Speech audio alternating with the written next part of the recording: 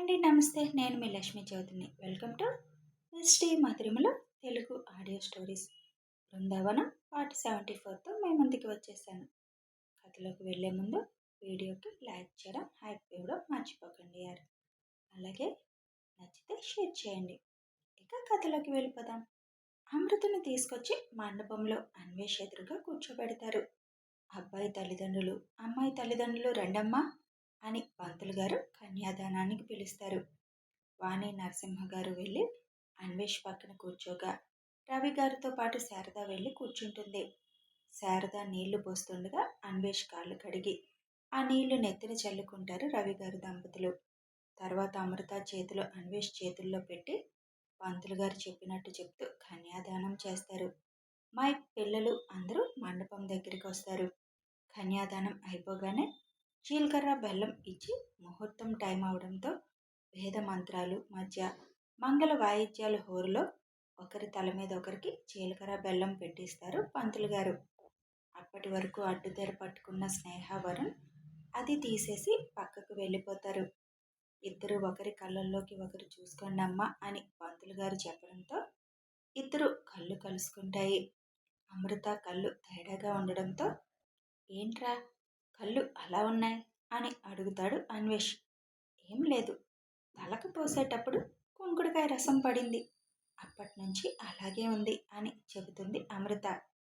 హైడ్రాప్ అన్నా తెప్పించుకొని వేసుకోవాలి కదా అని చిరుకోపంగా అడుగుతాడు అన్వేష్. ఇలాంటివి మామూలేలేండి అని అంటుంది అమృత. అందరూ వచ్చి అక్షింతలు వేసి వెళ్ళాక తలంబ్రాలు బట్టలు ఇచ్చి మార్చుకొని రమ్మని చెబుతారు పంతులు గారు. అమృతను తీసుకొని ఐషు శ్రావణి అక్కడి నుంచి వెళతారు. అమృత వెళ్తూ వెళ్తూ రాగిణి వైపు చూసి ఒక నవ్వు నవ్వి కన్ను కొట్టి వెళుతుంది. రాగిణి వాళ్ళ ప్లాన్ వర్కౌట్ అవుతుందని ఆనందంగా శివ్ వైపు చూస్తుంది. శివ్ పక్కన పిల్లలందరూ చేరడంతో వాళ్లతో నవ్వుతూ మాట్లాడుతూ ఉంటాడు. ఇంకా ఎంతసేపులే, ఎన్నాళ్ళు అన్నీ తను అనుకున్నట్లే జరిగాయి అనేసరికి రెచ్చిపోయాడుగా. ఫస్ట్ టైం ఈ రాగిణి చేతిలో ఓటమి చూడబోతున్నాడు. ఇంకొక అరగంటలో వీళ్ళందరి మొహాలు చూసి తృప్తిగా ఆనందించాలి నేను అని విజయ గర్వంతో నవ్వుకుంటూ శివుని చూస్తూ ఉంటుంది. ఆశి ముందు నుంచి తన చూపంతా రాగిణి మీద ఉంచింది. రాగిణి ఎప్పుడైతే శివ్ వైపు చూసిందో ఆశి నాలుగు పళ్ళ మధ్య పెట్టి వేలు చూపిస్తుంది. వచ్చిన అభిమానులు అది చూసి సూపర్ ఆశి అని అనుకుంటారు. సగం పెళ్ళయింది, అయినా టెన్షన్గా ఉంది. ఆ రాగిణి చూస్తే అంత కాన్ఫిడెంట్గా కూర్చుంది. అమృత వెళ్ళేటప్పుడు రాగిణిని చూసి నవ్వుతూ వెళ్ళింది. ఏం అర్థం కావడం లేదు అంటూ అందరూ ఆలోచనలో పడ్డారు. అమ్మా తొందరగా రావాలి అని పంతులు గారు కేకేయడంతో అన్వేష్ తెల్లని పట్టుబట్టలతో చంద్రుడిలా మెరిసిపోతూ చిరునవ్వుతో వచ్చి పీటల మీద కూర్చుంటాడు. తన చెలి కోసం ఎదురు చూస్తూ అమృత వచ్చి వైపే చూస్తూ ఉంటాడు. బాబు అమ్మాయి వస్తుంది కానీ ముందు నేను చెప్పించేయండి అని పంతులు గారు చెతురాడుతారు. అన్వేష్ చిన్నగా నవ్వుకుంటూ తల తిప్పి పంతులు గారు చెప్పింది చేస్తుంటాడు. తెల్లని పట్టు చీరలో అప్పుడే పాలసంద్రం నుండి వస్తున్న దేవకన్యలా మెరిసిపోతూ వస్తున్న అమృతని చూసి అబ్బా ఎంత అందంగా ఉంది అనుకోకుండా ఉండలేకపోతారు అందరూ. అడుగులో అడుగు వేసుకుంటూ వచ్చి అన్వేష్ పక్కన కూర్చుంటుంది అమృత. పర్వాలేదు, బాగానే నటిస్తుంది పద్మిని అని చిన్నగా నవ్వుకుంటుంది రాగిణి. ఇదేంటక్క, ఇందాకటి నుంచి చూస్తున్నాను తెగ నవ్వుకుంటుంది, ఏం చేస్తుంది ఇది అని రుక్మిణి విజయ గారితో అంటారు. అదే నాకు అర్థం కావట్లేదు, అంత సైలెంట్గా కూర్చుందంటేనే ఏదో డౌట్ కొడుతుంది, పైగా ఆ తిక్క నవ్వు ఒకటి. షూ చూసుకుంటాడన్న నమ్మకంతో ఏదో ధైర్యంగా ఉన్నాను కానీ చూస్తుంటే ఏదో పెద్ద ప్లాన్తోనే వచ్చిందనిపిస్తుంది అని అంటారు విజయ. ఏడ్చిందిలే, అదెంత పెద్ద ప్లాన్తో వచ్చినా శివ ముందది అట్టర్ ప్లాప్నే, కాకపోతే ఏ ప్లాన్తో అంత ధైర్యంగా వచ్చిందా అని తెలుసుకోవడానికి చిన్న ఆత్రం అంతే అని అంటారు రుక్మిణి. అక్క రండి, మాంగళ్యధారణ అవుతుంది అని వాణి గారు కేక వేస్తారు. దానితో రావు గారి కుటుంబ సభ్యులందరూ మండపం పైకి వెళ్ళి ముందు వైపు వచ్చిన గెస్టులు చూడ్డానికి వదిలేసి మూడు వైపులా ఫ్యామిలీ మెంబర్స్ అందరూ నుంచుంటారు.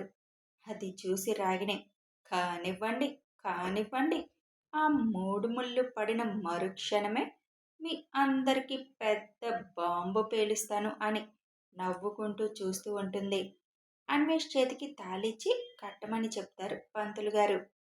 బాబు, సన్నాయి మేళం వాయించండి అని పంతులు గారు కేక వేయడంతో గట్టిగా మేళతాళాలు మోగించడం మొదలు పెడతారు.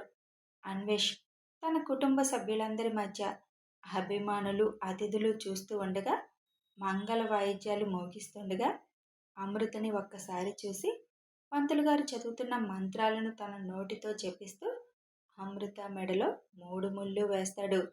అన్వేష్ మూడో ముడి వేసి అమృత మొహాన్ని రెండు చేతులతో పట్టుకొని నుదురు మీద చిరుముద్దిస్తాడు ఫోటోగ్రాఫర్ కోసం. దానితో అక్కడున్న అందరూ ఓ ఓ అని గోల గోల చేస్తారు. వీళ్ళందరూ ఎంజాయ్ చేస్తూ ఉండగా రాగిణి చప్పట్లు కొడుతూ నవ్వుతుంది. దీనికేమైనా పిచ్చా అలా నవ్వుతుంది అని అంటారు రుక్మిణి. నీకేమైనా పిచ్చి పట్టిందా రాగిణి, ఎందుకలా నవ్వుతున్నావు అని రాజ్యం గారు వచ్చి అడుగుతారు. నాకు కాదు పిచ్చి, ఇప్పుడు మీ అందరికీ నేను చెప్పేది వింటే పిచ్చి పడుతుంది. ఎంతమందికి గుండె ఆగిపోయి హాస్పిటల్లోకి వెళ్తారో తెలీదు అని నవ్వుతూ అంటుంది రాగిణి. ఏంటో మాకంత పిచ్చి పట్టే విషయం. అభిమానులందరూ టెన్షన్గా చూస్తూ ఉంటారు. ఊర్లో వచ్చిన అందరూ ఎవరి అమ్మాయి అంత పిచ్చిగా వాగుతుంది అని చూస్తూ ఉంటారు. ఇంకా నవ్వింది చాలు, పెళ్లి జరుగుతుంటే మధ్యలో నీ గోలేంటి, పంతులు గారు మిగిలింది కానివ్వండి అని చెబుతారు రాజ్యం గారు. నేను చెప్పేది వింటే ఫస్ట్ నీ గుండె ఆగిద్దేమే ముసలి అని అంటుంది రాగిణి. ఎహే, అసలు విషయం చెప్పకుండా ఏంటి నీ గోల అని అంటారు రాజ్యం. చెప్తాను, ఇన్నాళ్ళు నీ మనవడు తనకు ఎదురు లేదు అనుకుంటున్నాడు కదా, ఫస్ట్ టైం నా చేతిలో ఓడిపోయాడు అని నవ్వుతూ అంటుంది రాగిణి. నా మనవడు ఓడిపోవడం, అది కూడా నీ ముందు, అంత సీనుందా నీకు, కూర్చొని కలలు కంటున్నావా అని అడుగుతారు రాజ్యం గారు. నేనేమి కలలు కండం లేదు, వాస్తవం చెప్తున్నాను. అక్కడ అన్వేష్ పక్కన ఉన్నది మీరు సెలెక్ట్ చేసిన అమృత కాదు, నేను ప్లాన్ చేసిన పద్మిని అని అంటుంది రాగిణి. నిజంగానే నీకు పిచ్చి పట్టినట్టుంది, అక్కడ అమృత క్లియర్గా కనిపిస్తుంటే పద్మిని అంటావేంటి, ఒకసారి వెళ్ళి కళ్ళ డాక్టర్కి చూపించుకో అంటారు రాజ్యం. నేను చెప్పింది మొత్తం విను, అప్పుడు మాట్లాడదు అని అక్కడున్నది పద్మినినే, అమృత మొహం లాంటి మాస్క్ పెట్టుకొని వచ్చింది అని అంటుంది రాగిణి. ఒసే మెంటల్, నీకు పిచ్చి బాగా ముదిరింది. మాస్క్ పెట్టుకున్నంత మాత్రాన అమృత మెడలో పడాల్సిన మూడు ముళ్ళు ఆ దెయ్యం మెడలో పడనిస్తాడా? మా శివ్ ఇక్కడుండగా అక్కడుంది అమృత, మాస్కు తోసుకు పెట్టుకున్న పద్మిని కాదు అని అంటారు వాణి. మీకు అదే కదా నమ్మకం, కానీ ఇక్కడే కూర్చుని నీ పెద్ద కొడుకు ఏం తెలుసు లోపల ఏం జరుగుతుందని. నేను చేయాల్సిన పని చేసేసాను, పద్మిని చేయాల్సింది చేసింది. ఇప్పుడు ఇక్కడ నీ కొడుకుని ఓడించాను. ఎప్పుడు అన్నీ పర్ఫెక్ట్గా చేస్తాడు, ఏ తప్పు జరగనివ్వడు, ముందే అన్నీ పసిగడతాడని మీ అందరి నమ్మకం కదా. పెళ్ళాపడానికి ఏ రౌడీల్ని తీసుకురావడం, లేకపోతే ఫోటోల ద్వారా అన్వేష్కి పద్మినికి సంబంధాలు అంటకట్టి గలాటా చేస్తానని ఊహించి ఉంటాడు. కొత్తగా వచ్చే వాళ్ళందరినీ ఆపేయమని సెక్యూరిటీకి చెప్పేసి ఉంటాడు. అసలైనా ఇక్కడికి రౌడీల్ని తీసుకొచ్చిన వాళ్ళని కొట్టి పెళ్లి చేస్తాడు. అది కాదు నాకు కావాల్సింది, ఓడిపోవడం కావాలి. సేమ్ అమృతలాగే ఉంటే అనుమానం అనేది రాదు. అమృత మెడలో పడాల్సిన తాళి పద్మిని మెడలో పడితే తను మీ ఇంటి కోడలుగా వస్తే అప్పుడు కదా నీ కొడుకుకి ఓటమి. ఇన్ని సంవత్సరాలు నా కోరిక ఇప్పుడు తీరింది, ఇప్పుడు పెళ్ళయింది. మీరొద్దనుకున్న అమ్మాయి మీ ఇంటి కోడలు అయ్యింది. ఇప్పుడు తన అశ్రద్ధ వల్ల తన తమ్ముడి జీవితం నాశనం అయిందని బాధపడుతూ ఉండాలి అని నవ్వుతూ, ఇంకెందుకు పద్మిని, వీళ్ళందరికీ ఇంకా నమ్మకం కుదరటం లేదు, ఒక్కసారి ఆ మాస్క్ తీసేసాయి అని అంటుంది రాగిణి. అన్వేష్ అమృత చేయి పట్టుకొని నిలబడి ఉంటాడు. అది చూసి, మీ అమృత అనుకొని చేయి పట్టుకున్నావా, నువ్వు నమ్మవంటే ఇంకా ప్రాబ్లం ఏముందిలే, ఇప్పటికైనా అందరూ చూడండి అని మాస్క్ తీ పద్మిని అని అంటుంది. అన్వేష్, అమృత, మీరు కూర్చొని మిగిలిన కార్యక్రమం పూర్తి చేయండి అని ఎంతసేపు అక్కడే కాలు మీద కాలు వేసుకొని ఏమాత్రం తన కార్నర్ స్మైల్ చెక్కు చెదరకుండా కూర్చున్న షూ చెబుతాడు. ఏంటి, ఎలాగూ పెళ్ళైపోయింది కదా అని పరువు కోసం అదే కంటిన్యూ చేసేయమంటున్నావా? అంతకు మించి ఏం చేయగలవులే అని వెటకారంగా అంటుంది రాగిణి. రవి గారికి ఏమీ అర్థం కాక చూస్తుంటే శారద మంచి పని అయింది అని నవ్వుకుంటుంది. దివ్య మాత్రం వరుణ్ణి చూస్తూ చుట్టూ ఏం జరుగుతుంది పట్టించుకోవడం లేదు. అన్వేష్, నీ పక్కనున్నది అమృత అనుకుంటున్నావా, పద్మిని అనుకుంటున్నావా, నువ్వు చెప్పు అని అడుగుతాడు శివ్. అన్వేష్ అమృతని చూస్తూ, తను నా ప్రాణం, నా సర్వస్వమైన నా అమృత అన్నయ్య, అది నేను నా గుండె మీద వేసుకొని చెప్పగలను అని చెబుతాడు అన్వేష్. శివ్ నవ్వుతూ, మీరు కూర్చోండి, పంతులు గారు జరిపించవలసిన కార్యక్రమం జరిపించండి అని చెబుతాడు శివ్. హహా, ఇంకా అది అమృత అనుకొని ఎంత బాగా నలుగురిలో పరువు పోకుండా ఉండడానికి అన్నదమ్ములు నాటకం ఆడుతున్నారు. అయినా నువ్వేంటి మాస్క్ తీయకుండా ఇంకా అలాగే ఉన్నావు అని అంటుంది అమృత వైపు చూస్తూ రాగిణి. ఇంకాపై, ఇప్పటికే చాలా ఎక్కువ మాట్లాడావు. నా తమ్ముడు పెళ్ళి డిస్టర్బ్ అవడం నాకు ఇష్టం లేదు.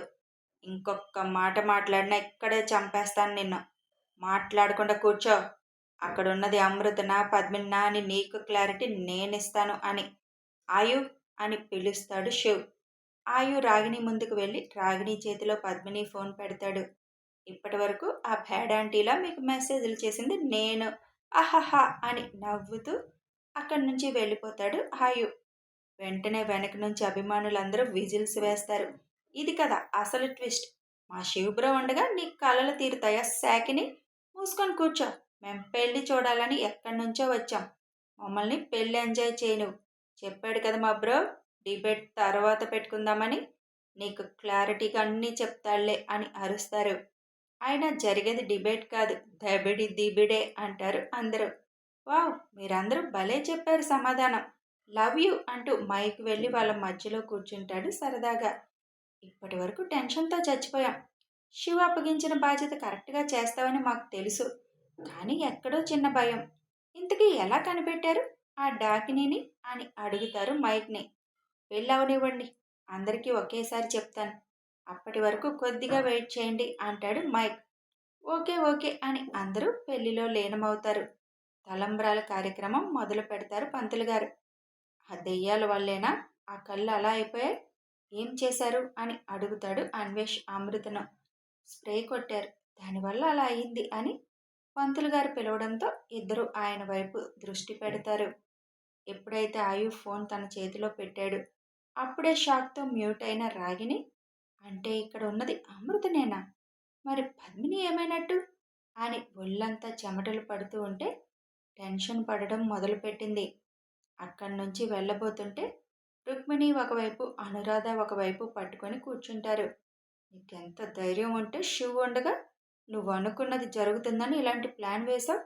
అసలు నువ్వు మనిషివేనా అని అడుగుతారు అనురాధ. వదినా, దీని సంగతి తర్వాత చూద్దాం, ముందు పెళ్లి చూడు. శివ్ పెళ్ళి ఎలాగో చూడలేకపోయాం. అన్వేష్ పెళ్ళైనా ఎంజాయ్ చేద్దాం. దీని సంగతి తర్వాత చూద్దాం. ఈ కాంపౌండ్ దాటి ఇది వెళ్ళగలదా అని అంటారు రుక్మిణి. తలంబ్రాల కార్యక్రమం మొదలు పెట్టగానే అందరూ మళ్ళీ కుర్రగ్యాంగ్ అంతా మండపం పైకి వెళ్తారు. ఆయు ఆషి అమృత పక్కకు చేరుతారు. అది చూసి, మీరు నా పార్టీ కదా అని అడుగుతాడు అన్వేష్. ఈసారికి మా సపోర్ట్ పిన్నికి, తక్కువ మంది సపోర్ట్ ఉన్నారు కదా, అందుకే మేము చేరిపోయాం అని అంటాడు ఆయు.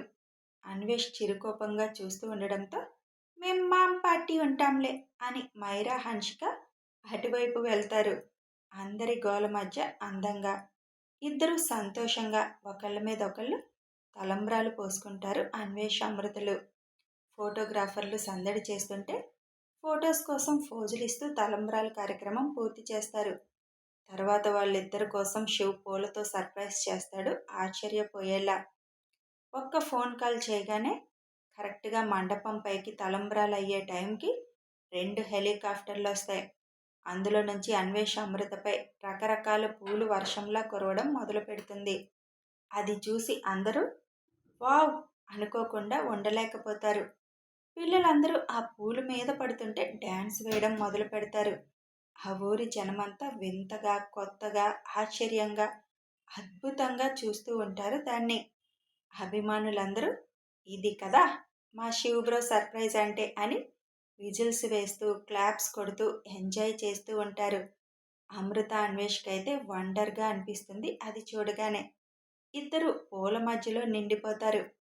కొత్త కొత్త రకాల పూలతో పైనుంచి పూల వర్షం కురుస్తుంటే ఫోటోగ్రాఫర్లకి ఏ ఫోటో ఎలా తీయాలో కూడా అర్థం కాక సతమతమైపోతూ కష్టపడి ఫోటోలు తీయడం మొదలుపెట్టారు.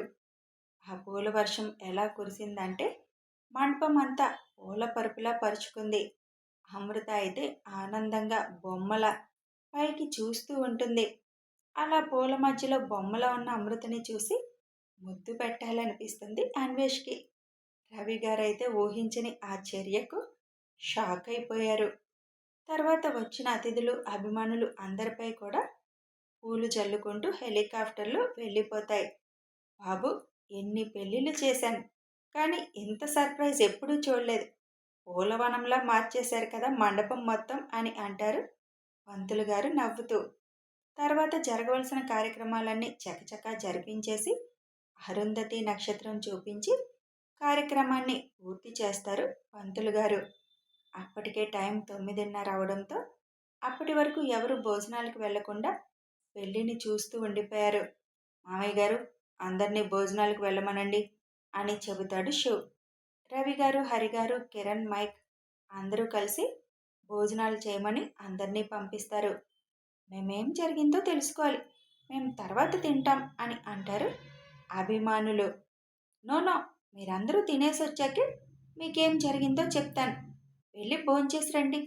మీరు ఎక్కడి నుంచో మా కోసం వచ్చారు. అలా భోజనం చేయకుండా ఉంటే శివ్ బాధపడతాడు. అది మీకు ఇష్టమా అని అడుగుతాడు మైక్. లేదు లేదు, మా శివ్ బ్రో అస్సలు బాధపడకూడదు, మేము భోజనం చేస్తామని అందరూ సంతోషంగా భోజనం చేయడానికి వెళ్ళిపోతారు. అన్వేషామృతని మండపం పైనే కూర్చోబెట్టారు. అందరూ వెళ్ళి వాళ్ళిద్దరిని దీవించి రవి గారు ఇచ్చిన విందు తృప్తిగా ఆస్వాదించి ఊరి జనమంతా అక్కడి నుంచి వెళ్ళిపోతారు. కాసేపటికి ఓన్లీ బంధువులు, అభిమానులు మాత్రమే మిగులుతారు. అక్కడికే భోజనాలు తీసుకొచ్చి పెళ్ళికొడుకు, పెళ్ళికూతురుతో పాటు కుర్ర గ్యాంగ్ అంతా కూడా భోజనం చేస్తారు. అప్పటి వరకు కూడా రాగిణి పక్కన ఇద్దరు సెక్యూరిటీ నిలబడి ఉంటారు, ఎటూ కదలకుండా. తనకి కూడా భోజనం పెట్టండి, మన పెళ్ళికి వచ్చిన అతిథి కదా, మళ్ళీ అన్నం పెట్టలేదని మనకెందుకు చెడ్డ పేరు అని అంటుంది ఐషు. ఇప్పుడు పెట్టిన కడుపు నిండా తినలేదులే సీస్, తన ఫ్రెండ్ కూడా వచ్చాక ఇద్దరు కలిసి తింటారులే అని అంటాడు మైక్. రాగిణి ముందే తను ఏదైతే ఆ కుటుంబంలో చూడకూడదు అనుకున్న సంతోషం ఉందో అదే సంతోషంతో వాళ్ళందరూ కలిసి జోకులు వేసుకుంటూ ఆనందంగా భోజనం చేస్తారు. భోజనం అయిపోగానే అమృత అని పిలుస్తాడు శివ్. హా బావగారు అంటూ రాగిణి ముందుకు వెళ్ళి నిలబడుతుంది అమృత. రాగిణి అమృతని చూస్తూ ఉంటుంది. అమృత రాగిణిని చూసి నవ్వి కన్ను కొడుతుంది. అది చూసి రాగిణికి తను పద్మినినే అని చిన్న ఆశ ఉంటుంది. తన ఆశలు అడియాసలు చేస్తూ లాగిపెట్టి ఒక్కటి పీకుతుంది అమృత. వావ్, ఇది కదా సూపర్ షాట్, వన్స్ మోర్ అని అభిమానులు కేకలు వేస్తారు. కథ కొనసాగుతుంది. మరి మైక్ కూడా గమనించలేదు పద్మిని ఏం చేసింది. తనని మాయం చేసి మళ్ళీ అమృతని ఎలా తీసుకొచ్చారో తెలియాలి అంటే ఫాలో అయిపోండి. వీడియో నచ్చితే లైక్ చేయండి, షేర్ చేయండి, కామెంట్ చేయండి. Thanks for watching.